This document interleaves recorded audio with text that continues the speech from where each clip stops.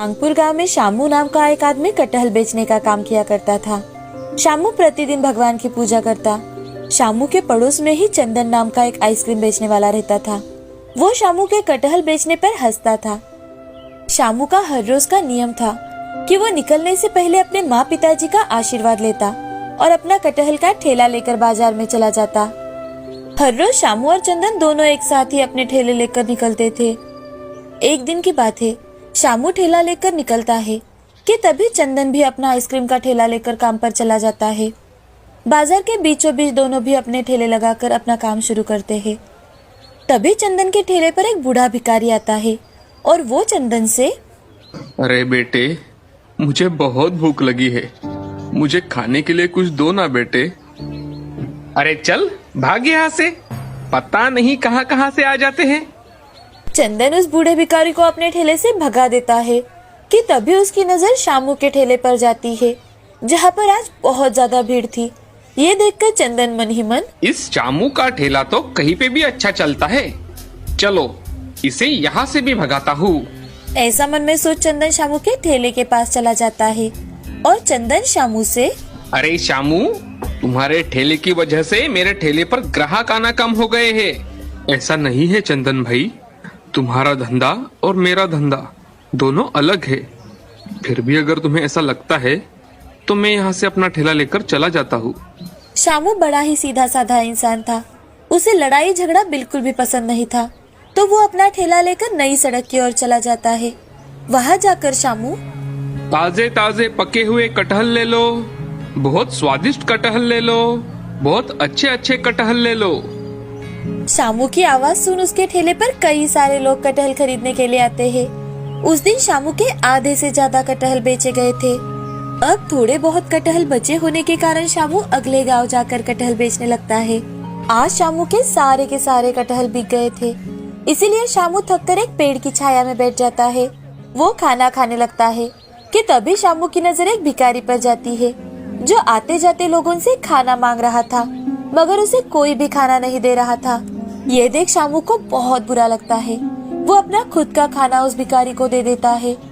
तभी वो भिखारी आश्चर्य भरी नजरों से शामू की ओर देखता है, तो शामू उससे, बाबा ये लो खाना, आपको बहुत भूख लगी है ना, ये सारा खाना आप खा लो।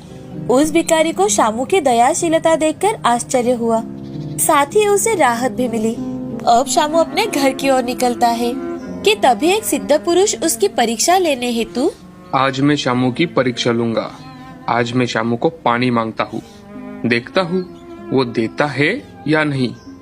अब वो सिद्ध बाबा बूढ़े बाबा का वेश धारण कर शामू की ओर चले जाते हैं और शामू से पानी मांगते हैं। शामू बेझिझक अपना पानी बूढ़े बाबा को दे देता है और बूढ़े बाबा से, बाबा आपको जितना पानी पीना है आप पूरा पानी पी लीजिए, आज बहुत धूप है। बूढ़े बाबा पानी पीकर वहाँ से चले जाते हैं कि तभी शामू अपने घर की ओर निकलता है। रास्ते में शामू देखता है कि एक बूढ़ा आदमी फुटपाथ पर लेटा हुआ है और वह तबीयत ठीक ना होने की वजह से कांप रहा था।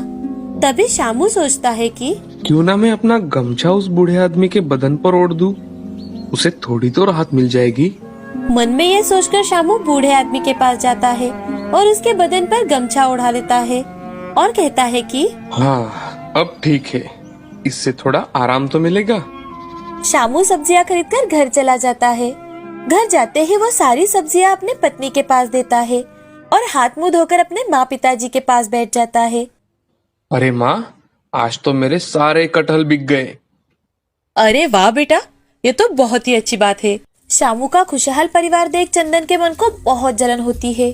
तभी वो मन ही मन, ये शामू कटहल बेचता है, फिर भी इसकी इतनी अच्छी कमाई हो जाती है, जल्द ही इसका कुछ न कुछ करना ही पड़ेगा।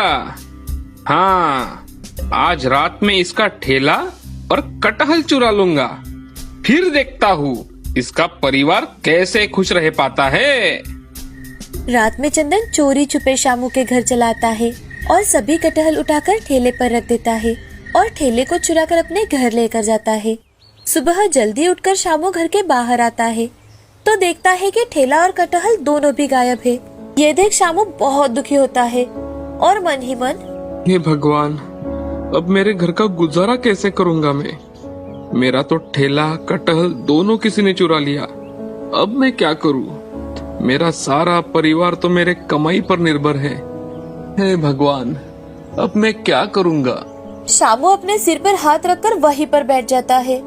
उसे कुछ भी समझ में नहीं आ रहा था कि तभी शामू की पत्नी सुमित्रा वहां आकर, क्या बात है जी, आप सुबह उठते उठते इतने परेशान क्यों है, दुखी क्यों है? अरे सुमित्रा, कटहल और ठेला दोनों भी किसी ने चुरा लिए हैं। अब मुझे समझ नहीं आ रहा कि अब मैं क्या करूंगा।